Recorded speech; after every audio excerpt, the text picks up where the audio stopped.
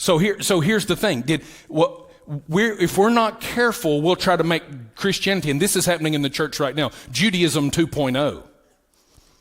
And Jesus did not come to start a religion called Christianity. Jesus came to end every religion. Jesus is fundamentally the end to all religion. I do not identify as a Christian. I identify as a son. Listen, when the early church were called Christians, they didn't call themselves that. It was not believers that called them that. It was the enemies of the cross that called them that. Now we can see Christian obviously in a positive term, but this is not a box that you check when you're asked what religion it is that you're a part of. I have chosen to no longer participate in religion, because Jesus came to end religion and give us union in the place of religion, which is God's original idea all along. Adam and Eve did not have a temple they attended on a weekly basis. They had a face-to-face communion in perfect relationship, a face-to-face communion in perfect relationship with the one who was perfectly present at all times, longing for union and interaction. Listen, that's what Jesus came to give us back.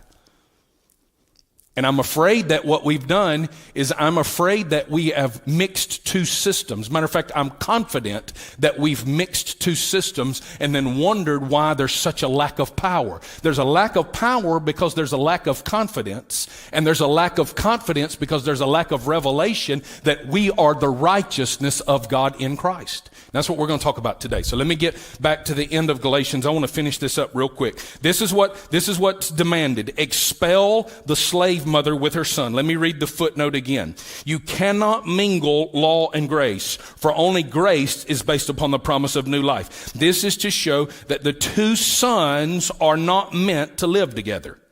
The son of the slave woman will not be a true heir, for the true heir of the promise is the son of the free woman. The son of the slave woman will not be a true heir, for the true heir of the promise is the son of the free woman. Listen to this. The son of the slave woman will not be a true heir.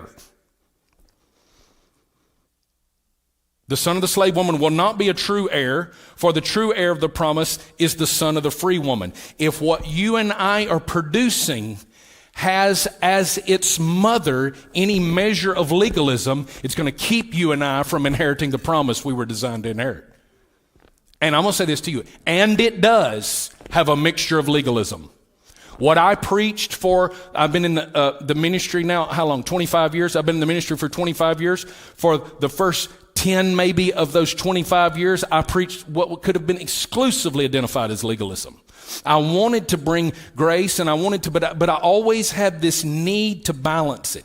Anytime I said anything that looked like biblical mercy, I had to reach for a qualifying statement to try to balance it with the legalism we had been introduced to by way of a misunderstanding of what holiness actually is. Because we didn't understand what holiness actually is, and we can get into some of this later, because we didn't understand what sanctification actually really is, we came up with these moralistic definitions of things that are not even foundationally about morals. They're foundationally about relationship, and the outworking of appropriate relationship is morality.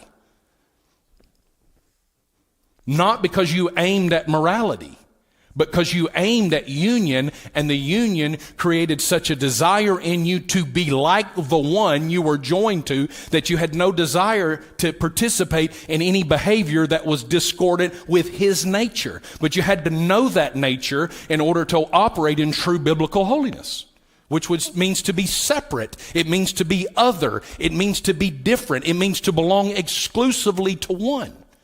This is the poiesis of the perichoresis.